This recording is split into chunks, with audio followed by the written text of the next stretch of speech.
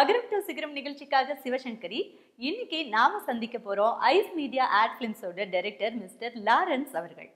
சந்திக்க போறோம் அப்படின்னு சொல்றதை விட ஆட் பிலிம்ஸ்ல எல்லாரையும் டைரக்ட் பண்ற டைரக்டரை டைரக்ட் பண்ண போறோம் அகரம் டு சிகரம் டீம் அப்படின்னு சொல்லலாம். வாங்க.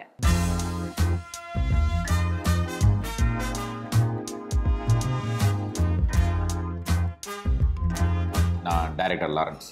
ஐஸ் மீடியா அப்படிங்கிறது என்னோட அட்வர்டைஸ்மெண்ட் ஃபிலிம் கம்பெனியோட நேம். ஸோ பேசிக்காக எனக்கு வந்து நான் இந்த ஃபீல்டில் க்ரியேட்டிவ் ஃபீல்ட்லையோ இல்லை சினிமா ஃபீல்ட்லையோ அட்வர்டைஸிங் ஃபீல்ட்லையோ எங்கள் வீட்டில் யாருமே இல்லை. பட் இருந்தாலும் எனக்கு வந்து சின்ன சின்ன க்ரியேட்டிவ் ஐடியாஸ் வந்து எப்போவுமே எனக்கு வந்துக்கிட்டே இருக்கும். ஸோ அது எனக்கு ரொம்ப பிடிச்ச விஷயமாகவும் இருந்தது. ஸோ அதனால தான் நான் இது எல்லாத்தையும் ஓவராலாக யோசித்து பார்த்து நம்ம ஒரு க்ரியேட்டிவ் ஃபீல்டுக்கு வரலாம் அப்படிங்கிறத நான் முடிவு பண்ணேன். ஸோ அப்படி முடிவு பண்ணி நான் ஒரு அட்வர்டைஸிங் ஏஜென்சியில் வந்து நான் ஜாயின் பண்ணேன். ஸோ அட்வர்டைஸிங் ஏஜென்சி ஒரு 3-4 வருஷம் அந்த ஒரு சின்ன ஒரு அட்வர்டைஸிங் ஏஜென்சியில் என்ன நான் நல்லா ஸ்ட்ரென்தன் பண்ணிக்கிட்டேன். ஸோ அதுக்கப்புறம் இன்னும் ஒரு பெரிய அட்வர்டைஸ்மெண்ட் கம்பெனி விஷன் டைம் அப்படிங்கிற ஒரு மிகப்பெரிய நிறுவனத்தில் ஜாயின் பண்ணேன். ஸோ அங்கே எனக்கு கிடைச்ச சுதந்திரம் என்னென்னா நிறைய கிளைண்ட்ஸை பார்க்க முடியும். ஏன்னா அந்த விஷன் டைம்ங்கிறது ஒரு மிகப்பெரிய ஒரு மீடியா கம்பெனி. ஸோ அதுக்கப்புறம் அதுக்கு அடுத்த லெவல் என்ன பண்ணலாம் அப்படின்னு யோசிச்சுட்டு இருக்கும்போது தான் ஒரு ஆட் ஃபிலிம் மேக்கராக மாறுறது அப்படிங்கிறது தான் என்னோடய ஃபைனல் ஆசையாக இருந்தது அப்படிங்கிறது அப்போ தான் என்னால் கண்டுபிடிக்க முடிஞ்சிச்சு. ஸோ ஒரு 3 வருஷத்துக்கு முன்னாடி அந்த நான் ஒர்க் பண்ண விஷன் டைமில் தான் விட்டுட்டு அவரோட பிளஸிங்கோட ஒரு ஐஸ் மீடியா அப்படிங்கிற ஒரு ஆட் ஃபிலிம் மேக்கிங் கம்பெனி ஆரம்பித்தேன். ஸோ ஆரம்பித்து சின்னதாக ஆட் ஃபிலிம்கள் பண்ணிகிட்டு இருந்தேன். அப்போ என்னோடய ஆட்கள் வந்து ஒன்று ஒன்றா கிளிக் ஆக ஆரம்பிச்சிச்சு, நிறையா டிவியில் போக ஆரம்பிச்சிச்சு. இந்த விளம்பர ஃபீல்டில் எவ்வளோ பெரிய பெரிய ஜாம்பவான்கள் 20 வருஷம் 25 வருஷம் எக்ஸ்பீரியன்ஸ் உள்ள ஆட்கள் பெரிய பெரிய கம்பெனிகள்லாம் இருக்குது. ஸோ அதில் என்னோடய விளம்பரம் தனியாக தெரிஞ்சதுனால எனக்கு கொஞ்சம் கொஞ்சமாக ஒரு பெரிய பெரிய வாய்ப்புகள் வர ஆரம்பிச்சிச்சு. ஸோ ஒரு டேபிள் மேட் அப்படிங்கிற ஒரு ஆட் நான் தான் எடுத்தேன். இந்த டொக்னால டேபிள் மேட் அப்படின்னு ஒரு காமெடியான எல்லாம் பேசுவாங்க. ஸோ அது வந்து ரொம்ப ஹிட்டான விளம்பரமாக ஆரம்பிச்சிச்சு. ஸோ அதுதான் என்னோடய கேரியரில் ஒரு பெரிய பிரேக்கிங் பாயிண்ட். ஸோ அந்த மாதிரி கமர்ஷியல் ஒரு பாப்புலர் ஆனப்போ ஒரு பெரிய பிராண்ட் நம்ம கவின் கேருங்கிற பிராண்டில் என்னை கூப்பிட்டு அந்த சேர்மன் வந்து எனக்கு ஒரு சான்ஸ் வாய்ப்பு தந்தார். ஸோ நீங்கள் ஒரு சின்னதாக ஒரு ஆட் ஒன்று பண்ணுங்கள்.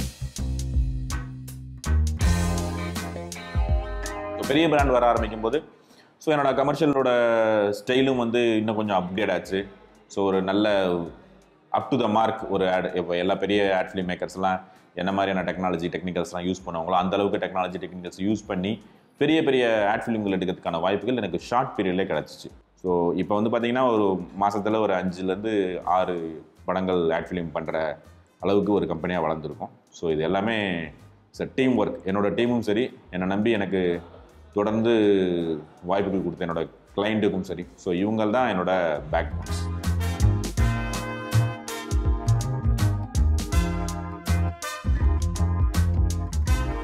விளம்பர உலகம் அப்படிங்கிறது it's a big industry.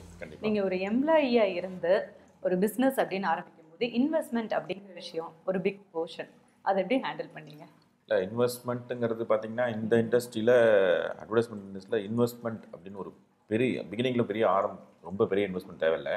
But என்னென்னா நம்ம அது வரைக்கும் இருந்த கமிட்மெண்ட்ஸ், நம்மளோட ஃபேமிலி கமிட்மெண்ட்ஸ் ஆகட்டும், இல்லை பர்சனல் கமிட்மெண்ட்ஸ் ஆகட்டும், ஸோ அதெல்லாம் நம்மளால் ஒரு 6 மாதத்துலேருந்து 1 வருஷம் வரைக்கும் பேக்கப் வச்சுக்கக்கூடிய ஒரு கண்டிஷனில் தான் மட்டும்தான் வர முடியும் அப்படிங்கிறது இருந்தது. ஸோ நான் இது ஆரம்பிக்கணும்னு பிளான் பண்ணப்பே ஆல்ரெடி ஒரு 1 or 2 years முன்னாடியே பிளான் பண்ணிட்டேன். ஒரு மந்த்லி சேலரி அப்படின்ற விஷயத்துலேருந்து பிஸ்னஸ் அப்படின்னு வரும்போது ரிட்டர்ன் எடுக்கிறதுக்கு கொஞ்சம் டைம் ஆகும். கண்டிப்பாக. பட் அதை தைரியமாக இறங்குறதுக்கு இதில் நான் ஜெயிப்பேன் அப்படின்றதுக்கு ஒரு மிகப்பெரிய நம்பிக்கைன்ற ஒரு விஷயம் இருக்குது. நீங்கள் எந்த இடத்த உங்களை வந்து ஆழமாக நம்பினீங்க? நான் யோசிச்சு வந்து 2 விஷயம் தான். ஒன்று வந்து ஃபஸ்ட்டு நம்ம என்ன தான் ஒரு கம்பெனியில் எவ்வளோ நாள் தான் ஒர்க் பண்ணிகிட்டே இருந்தாலுமே நமக்கு பிடிச்ச விஷயத்த நம்ம சந்தோஷமாக செய்யறதுக்கான வாய்ப்புகள்ங்கிறது எல்லா நேரத்துலையும் நமக்கு கிடைக்காது. என்ன தான் ஃப்ரீடமாக ஒர்க் பண்ணுற கம்பெனியே கிடைச்சாலும் கூட நம்மளோட சுதந்திரங்கிறது ஒரு லிமிட்டு தான். ஸோ ஆல்ரெடி லைஃப்பில் வந்தாச்சு, ஒரு 40 வயசு ஆகிடுச்சு. ஸோ இனிமேலும் திரும்ப ஒரே கம்பெனிக்காகவோ ஒருத்தருக்காகவோ ஸோ அப்படிலாம் இல்லாமல் நான் எனக்காக, என் ஃபேமிலிக்காக, என்னோடய சந்தோஷத்துக்காக வாழணும் அப்படின்னு ஆசைப்பட்டேன். ஸோ அப்படி இருக்கும்போது ரிஸ்க்குங்கிறது கண்டிப்பாக வரதான் செய்யும். கண்டிப்பாக இது வந்து மந்த்லி சேலரி வாங்குறத விட இது வந்து கம்ஃபர்டபுள் பிஸ்னஸ் இல்லை. ஏன்னா அது வந்து கமிட்டடாக நம்ம கன்ஃபார்மாக தெரியும் 1ஆம் தேதினா நம்ம அக்கௌண்ட்டில் சேலரி கிரெடிட் ஆகும்னு. இதில் கிரெடிட் ஆகுமாங்கிறதுக்கு எந்த நிரந்தரமுமே இல்லை.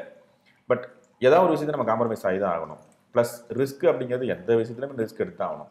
நான் இன்றைக்கி 40 வயசில் எடுக்கணும், இல்லை 50 வயசில் எடுக்கணும், ஏதோ ஒரு வயசில் எடுத்து தான் ஆகணும். அப்போ மட்டும்தான் நம்ம வந்து ஒரு எம்ப்ளாயாக ஒர்க் பண்ணது நம்ம ஒரு எம்ப்ளாயர் ஸ்டேஜுக்கு வரவே முடியும். ஸோ அச்சீவ்மெண்ட் அப்படிங்கிறது கண்டிப்பாக ரிஸ்க் அப்படிங்கிறத எடுத்ததுக்கப்புறம் தான் வரும்.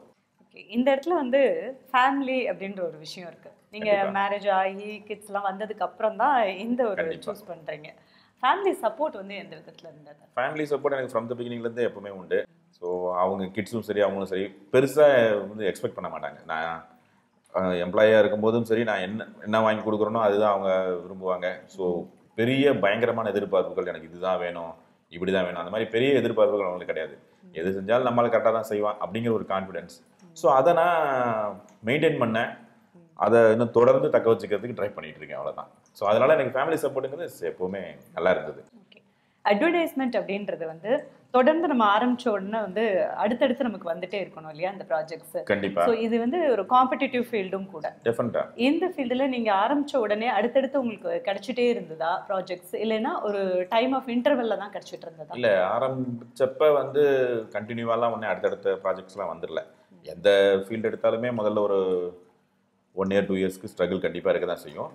இந்த ஃபீல்டில் அதோட அதிகமாகவே இருக்கும். பட் எனக்கு பொறுத்த வரைக்கும் என்னென்னா, நான் வந்து ஆல்ரெடி என்னோட பழைய பாஸ்ட் கம்பெனிகளாகட்டும் இல்லை இதுக்கு முன்னாடி என்னோட இதில் எல்லாத்துலேயுமே என்னோட கிளைண்ட்ஸ் கான்டாக்ட்ஸ் வந்து நான் வெரி ஸ்ட்ராங். ஸோ எல்லா கிளைண்ட்டுமே மோஸ்ட்லி எனக்கு வந்து சாட்டிஸ்ஃபைட் கிளைண்ட்ஸ் அப்படிங்கிற கிளைண்ட்ஸ் நிறைய பேர் இருந்தாங்க. இவர் லாரன்ஸ் நம்மளுப்பா, இவருக்காக ஏதாவது செய்யணும் அப்படிங்கிற கிளைண்ட்ஸ் வந்து ஆல்ரெடி எனக்கு வந்து அந்த கிளைண்ட் பேஸ் வந்து நான் ஏற்கனவே கிரியேட் பண்ணி வச்சுருந்தேன்.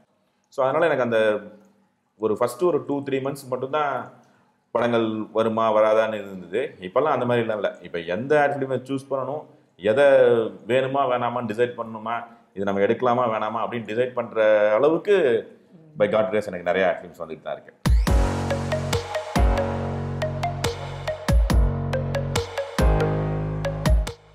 கெவின் கேர் மாதிரியான பெரிய கம்பெனிஸ்லாம் வந்து உங்களை ரீச் பண்ணாங்க அந்த டேபிள் மேட் ஆட் ரீச் ஆனதுக்கப்புறமா அப்படின்னு சொன்னீங்க. பட் அதே மாதிரி உங்களோட கான்டாக்ட்ஸ் மூலியமா நிறைய பிக் கம்பெனிஸ் நீங்கள் ரீச் பண்ணியிருப்பீங்க. பட் அவங்க சரியான அளவில் ரெஸ்பான்ஸ் பண்ணாமல் இருந்த அந்த காலகட்டத்தில் எப்படி இதெல்லாம் ஓவர் கம் பண்ணீங்க? அந்த டைமில் அது கஷ்டமாக தான் இருந்தது. பட் என்னென்னா, நம்ம மேலே நமக்கு இருக்கிற நம்பிக்கைங்கிறது எப்பவும் அதிகமாக தான் இருக்கும். அதே நம்பிக்கையை அவங்களும் வைக்கணுங்கிறத வந்து நம்மளோட எதிர்பார்ப்பாக வேணா இருக்கலாம். பட் எல்லா நேரத்துலையும் அது ஃபுல்ஃபில் ஆகாது. ஏன்னா ஒரு அட்வர்டைஸ்மெண்ட் எடுக்கணுங்கிறது ஒரு ஹியூஜ் இன்வெஸ்ட்மெண்ட், செலவு பண்ணுற விஷயம். அப்படி இருக்கும்போது புதுசாக என்ன மாதிரி வர்றவங்களுக்கு கொடுக்கணுமா அப்படின்னு அவங்க நிறைய இடத்துல யோசிச்சிருக்கலாம். ஸோ அதை மீறி நாங்கள் நிறைய டைம் மீட் பண்ணியிருப்போம். ஸோ இந்த மாதிரி சக்ஸஸ் ஆன ஒரு சில ஆட்களை போட்டு காட்டியிருப்போம். அப்போ சில நம்பிக்கைகள் கிளைண்ட்டுக்கு வந்திருக்கலாம். இல்லை நாங்கள் பேசுகிற கான்செப்ட் ஆகட்டும், இல்லை நான் கான்செப்டை ப்ரெசென்ட் பண்ணுற விதமாகட்டும், இதில் எல்லாமே வந்து ஒரு யூனிக்னஸை கொடுப்போம். ஸோ யாருமே வந்து சும்மா ஸ்டோரி போர்டை கொடுக்கும்போது நான் டிஜிட்டல் ஸ்டோரி போர்டு ஒரு புது மெத்தட் ஒன்று கொண்டு வந்தேன். ஸோ இந்த டிஜிட்டல் ஸ்டோரி போர்டு காட்டும்போது கிளைண்ட்டுக்கு வந்து இடம் இது கொஞ்சம் புதுசாக இருக்கே, நிச்சயமாக எங்களுக்கு ஏதோ விஷயம் தெரிஞ்சிருக்குமோ அப்படின்னு சொல்லி அவங்க ஒரு நம்பிக்கை வந்தது. பட் இதில் எல்லாமே என்னென்னா, ஒரே ஒரு இதில் வந்து நான் தெளிவாக இருக்கணும். நம்மளில் எல்லாருமே நம்மளோட இறுதி முயற்சி, இறுதி சக்ஸஸ் எதுன்னு நம்ம நினைக்கிறோமோ அது வரைக்கும் நம்ம ஓடிட்டே இருக்க தவிர வேறு வழியே இல்லை. ஸோ அது மட்டும்தான் அதில் ஒரே ஒரு சிம்பிள் லாஜிக். ஓகே, ஸோ நீங்கள் 12 years விஷன் டைம்ஸில் ஒர்க் பண்ணிட்டு இருந்த போது கான்டாக்ட்ஸ் வந்து உங்களுக்கு நிறைய லெவலில் கிடைச்சிருந்தது. கண்டிப்பாக. ஸோ அதுவும் உங்களுக்கு பிஸ்னஸ் பண்ணணும் அப்படிங்கும்போது ஒரு பெரிய காரணமாக நினச்சிருப்பீங்க.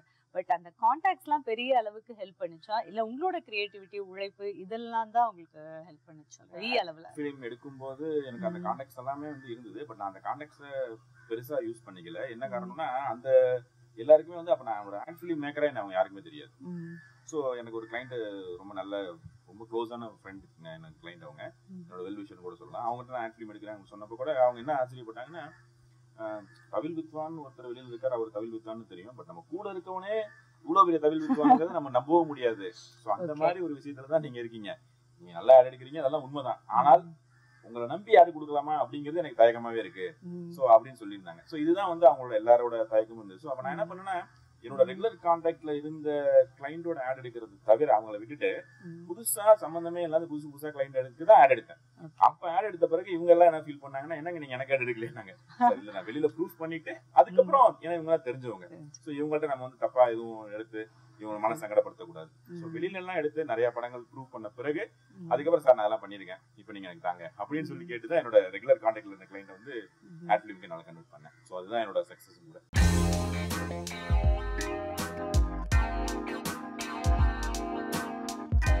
ஐஸ் மீடியா ஆட் ஃபிலிம்ஸ் ஆரம்பிச்சப்போ நீங்க போட்ட இன்வெஸ்ட்மெண்ட் எவ்வளவு, அதுக்கப்புறம் ப்ராஃபிட் வந்து ஒரு டைம் லிமிட்ல எடுக்க ஆரம்பிச்சிருக்கீங்க. இப்போ அந்த ப்ராஃபிட்டோட மடங்கு நீங்க எடுக்க ஆரம்பிச்சிட்டீங்க, திருப்தி ஆயிட்டீங்களா? இல்லை, இதில் இன்வெஸ்ட்மெண்ட் அப்படிங்கிறது எடுக்கிறோமா அப்படிங்கிறதெல்லாம் வந்து வேற. ஏன்னா இதில் இன்வெஸ்ட்மெண்ட்டுங்கிறது தொடர்ந்து இன்வெஸ்ட் பண்ணிக்கிட்டே தான் இருக்கணும், எனி பிஸ்னஸ். ஸோ இன்வெஸ்ட்மெண்ட் போட்டோம், அதுலேருந்து ப்ராஃபிட் எடுத்துகிட்டு போயிட்டோம் அப்படிங்கிற மாதிரி இருந்தால் நம்மளால் தொடர்ந்து அந்த பிஸ்னஸ் பண்ணவே முடியாது. ஸோ பிஸ்னஸில் வளரணும் அப்படின்னா இன்வெஸ்ட்மெண்ட்டை திரும்ப திரும்ப ரீஇன்வெஸ்ட் பண்ணிக்கிட்டே தான் இருக்கணும், நம்ம என்ன பிஸ்னஸில் இருக்கோமோ அதில். ஸோ அந்த பார்ட்டில் ரீஇன்வெஸ்ட் பண்ணுற அளவுக்கு நான் இதில் வந்து ஏர்ன் பண்ணிகிட்டு இருக்கிறேன். ஸோ அந்த விதத்தில் I am very happy. So இந்த பிஸ்னஸ் நான் ரொம்ப ஆசையாக ஆரம்பித்த ஒரு பிஸ்னஸ். அதில் நான் என்ன எதிர்பார்த்து வந்தனோ நிச்சயமாக அதுக்கு மேலேயே எனக்கு இதில் கிடச்சிட்டு இருக்கு. ஸோ இதோட நெக்ஸ்ட் லெவல் எப்படி எடுத்துட்டு போறீங்க சார்? நெக்ஸ்ட் லெவல் அப்படின்னா இப்போ நாங்கள் ரீஜனல் லெவலில் நிறைய ஆட் ஃபிலிம்ஸ் பண்ணிட்டு இருக்கோம். இப்போ தான் நேஷனல் லெவலில் ஒரு டிவிஎஸ், ஒரு ஹோண்டா, அந்த மாதிரி பெரிய பெரிய நேஷனல் பிராண்ட்ஸ், இன்டர்நேஷனல் பிராண்ட்ஸ்க்கு பேசிகிட்டு இருக்கோம். ஸோ இன்னும் ஒரு 1 or 2 months அந்த மாதிரி இன்டர்நேஷனல் பிராண்ட்ஸ் ஆட்ஸ்லாம் எடுக்க போகிறோம். ஸோ ஆட் ஃபிலிம்ஸ் அப்படின்னா இப்போ நாங்கள் சவுத்தில் தமிழ்நாட்டில் ஒரு நோட்டபிள் ஆட் ஃபிலிம் மேக்கர், ஒரு 4 டாப் ஆட் ஃபிலிம் மேக்கர் சொன்னீங்க அப்படின்னா அதில் நிச்சயமாக இப்போ ஐஸ் மீடியா வந்துடுது. ஸோ அதே மாதிரி நேஷனல் லெவலில் ஒரு நோட்டபிள் ஆட் ஃபிலிம் மேக்கர்ஸ் அப்படின்னு சொன்னால் அதுலேயும் எங்கள் கம்பெனி வரணும் அப்படிங்கிறது தான் என்னோட இப்போதைய இமிடியேட் ஒரு முயற்சி. அதுதான். ஆட்ஸ் தாண்டி சீரியல், ஃபிலிம்ஸ் இதுலலாம் உங்களுடைய ஆர்வம் இருக்கு, அல்ல அதுலயும் எடுத்துட்டு போக விரும்புறீங்க? இல்லை, சீரியல்ஸ் அப்படிங்கிறதுல பெரிய ஈடுபாடு ஒன்றும் கிடையாது. பட் சினிமா அப்படிங்கிறது நிச்சயமாக அது ஒரு பெரிய இலக்கு. அதை நோக்கி தான் பயணப்படுறோம். ஸோ இன்னும் ஒரு 4-5 வருஷத்துக்குள்ள ஒரு நல்ல படங்கள், ரெகுலர் யூஸ்வல் சினிமா அப்படின்லாம் இல்லாமல் அதுலேயும் புதுசாக என்னென்னலாம் முயற்சிகள் பண்ண முடியும், ஸோ அந்த மாதிரிலாம் ஏன் ட்ரை பண்ணக்கூடாது அப்படிங்கிறத நாங்கள் ஒர்க் பண்ணிட்டு இருக்கோம். ஸோ கண்டிப்பாக சினிமாலையும் கூடிய சீக்கிரம் ஐஸ் மீடியா வரும். வித்தியாசமான விளம்பரங்கள் மூலியமா ரீச் பண்றதுதான் ஒரு பெரிய கோல் அப்படின்னு சொன்னீங்க. இப்போ வந்து நீங்க தான் இந்த விளம்பரத்தை வந்து டைரக்ட் பண்ணீங்க அப்படிங்கிற விஷயம் தெரியாது. பட் நீங்க இருக்கிற இடத்துல அந்த விளம்பரம் வந்து சிலாகிச்சு பேசப்படும் போது நீங்க அதை பார்த்து சந்தோஷப்பட்டிருக்கீங்க? கண்டிப்பா எனக்கு ரொம்பவே ஹாப்பியா இருக்கும். பர்டிகுலரா அந்த ஏர்போர்ட் மாதிரியான இடத்துல போகும்போது என்னோட ஷோரூம் எம்சிஆர் ஷோரூம்லாம் இருக்கும், அங்கெல்லாம் உள்ள போகும்போது நான் பாட்டு சும்மா இருப்பேன். அங்கே யாராவது கஸ்டமர்ஸ் வந்து சார் அந்த ஆடு பார்த்தேன், அந்த ஆடில் வந்து அந்த ஷர்ட் இருக்கு அப்படின்னு கேட்கும்போது எனக்கு ரொம்பவே சந்தோஷமா இருக்கும். நான் தான் எடுத்தேன்னு சொல்ல மாட்டேன், அப்படியே பார்த்துப்பேன், ஓகே ஹாப்பியாக இருக்கும். அதே போல் வெளியில் யாராவது வீட்டுக்கு போகும்போதோ இல்லை நம்ம அட்வர்டைஸ்மெண்ட் பண்ண ப்ராடக்ட் ஒரு வீட்டில் வந்து இந்த பாட்டை ஆடில் பார்த்தேன் நல்லா இருந்துச்சு அதுக்காக வாங்கினேன் அப்படின்னு சொன்னாங்கன்னா உண்மையிலே அந்த ப்ராடக்டோட கிளைண்ட் ரியல் ஓனர் யாரோ அவங்கள விட எனக்கு ரொம்ப ஹாப்பியாக இருக்கும். ஸோ அது வந்து எல்லா பிஸ்னஸ்லையும் கிடைக்காத ஒரு விஷயம். ஸோ நம்ம பிஸ்னஸ்ல ப்ராஃபிட்டையும் தாண்டி மன நிறைவு அப்படிங்கிறது இந்த மாதிரியான விஷயங்கள் தான் நமக்கு கிடைக்கும், கிரியேட்டிவிட்டிக்கு கிடைக்கிற ஒரு. ஸோ அதுதான் நம்மளை வந்து ஸோ நம்மளை இன்னும் நல்லா வேகமாக போகிறதுக்கான ஒரு ஃபோர்ஸே வந்து அந்த மாதிரியான ஒரு அப்ரிசியேஷன் தான். பிஸ்னஸ் பண்ணணும் அப்படின்னு நினைக்கிற இன்றைய இளைஞர்களுக்கு உங்களுடைய வார்த்தைகள்னா என்ன சொல்வீங்க சார்? ஆக்சுவலாக பிஸ்னஸ் பண்ணுங்கிற ஆசை எல்லா இளைஞர்களுக்குமே நிறைய பேருக்கு இருக்கும். பட் அது என்னன்னா பிஸ்னஸ்ங்கிறதுக்கும் நம்ம ரெகுலராக வேலைக்கு போகிறதுக்கு 2 டிஃபரன்ஸ். ஒன்று வந்து அது வந்து ரொம்ப கம்ஃபர்டபுள், இது வந்து கொஞ்சம் ரிஸ்க்கானது. அதில் வந்து நிலையான வருமானம் வரும், இதில் நிலையான வருமானம் வராது ஆரம்பத்தில். ஸோ இந்த மாதிரி சில டிஸ்கம்ஃபர்ட்ஸ் இதில் இருக்க தான் செய்யும். ஆனால் ப்ளஸ்ன்னு பார்த்தீங்கன்னா பிஸ்னஸ்க்கு நம்ம தான் ராஜா. ஸோ பிஸ்னஸ் ஆரம்பிக்கிறதுக்கு முதல் தேவை இன்வெஸ்ட்மெண்ட்டு, அதெல்லாம் எதுவுமே கிடையாது. ஃபஸ்ட்டு தேவை இன்ட்ரெஸ்ட். அது இருந்தால் யாராலையுமே புதுசாக ஆரம்பிக்க முடியும். எந்த தொழிலும் அவங்களுக்கு எது பிடிச்சிருக்கோ அதில் தைரியமாக இறங்கி ஜெயிக்க முடியும். ஸோ இதுதான் என்னோட அட்வைஸ், இல்லை ஸ்டேட்மெண்ட். இன்றைய அகரம் டு சிகரம் நிகழ்ச்சியில நம்மளோட கெஸ்ட் மிஸ்டர் லாரன்ஸ் அவர்கள் அவருடைய அதீத ஆர்வம் தான் இன்னைக்கு இந்த வெற்றி படிக்கட்டுல கொண்டு வந்து நிப்பாட்டி இருக்கிறதாகவும், ஸோ இன்னைக்கு தொழில் தொடங்க விரும்புகிற ஒவ்வொரு இளைஞர்களும் அவர்களுடைய ஆர்வம் சரியாக இருக்கும் பட்சத்துல தைரியமா பிசினஸ் பண்ணலாம் அப்படின்னு சொல்லியிருந்தாங்க.